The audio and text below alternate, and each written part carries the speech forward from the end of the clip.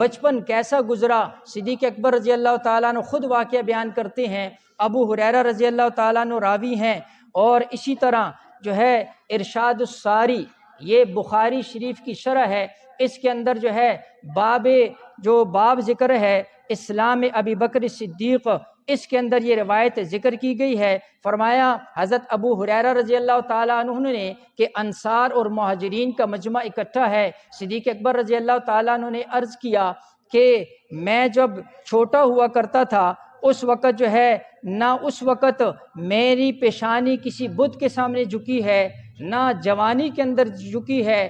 اللہ رب العزت نے زمانے جاہلیت کے اندر بھی مجھے بتوں کی پوجا سے محفوظ رکھا۔ اور پھر کہتے ہیں میرے والد ابو قحافہ ہاتھ پکڑ کر ایک بت خانے کے اندر لے گئے اور مجھے کہا یہی تمہارے بلند و بالا معبود ہیں۔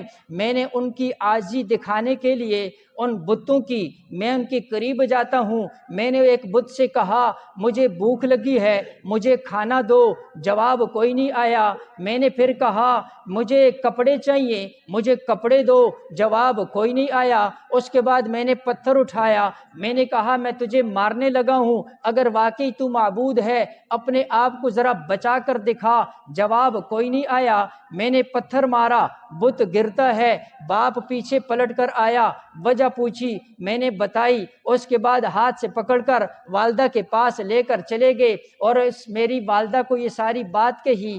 تو اس موقع پر والدہ نے کیا کہا، فرمایا ابو بکر اس بچے کو چھوڑ دو، اس لیے کہ اس کے بارے کے اندر جب یہ چھوٹا میرے پیٹ کے اندر ہوتا تھا اس وقت سے میں نے عجیب و غریب غیب کی باتیں سنی تھی۔ صدیق اکبر رضی اللہ تعالیٰ عنہ کہتے ہیں میں نے اپنی والدہ سے کہا آپ نے کیا سنا ذرا مجھے بتائیے۔ اب ان کی والدہ کہتی ہیں کہ جب تم چھوٹے تھے اور مجھے درد ذہ تھا اس وقت سے غیب کے اندر آواز آئی تھی یا امت اللہ علی التحقیق ابشری بالولد العتیق اسمہ فی السماء الصدیق لمحمد صاحب و رفیق۔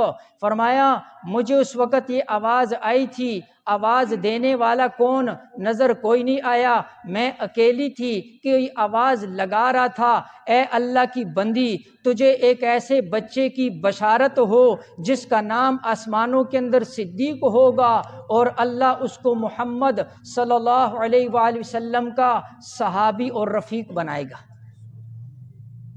لہٰذا بچپن ایسا گزرا۔ اور اس کے بعد فرمایا حضرت ابو ہریرہ رضی اللہ تعالیٰ عنہ جو راوی ہیں کہتے ہیں صدیق اکبر نے یہ بات کی، اس موقع پر جبرائیل امین نازل ہوئے اور انہوں نے 3 مرتبہ یہ بات ارشاد فرمائی کہ ابو بکر نے سچ فرمایا ہے۔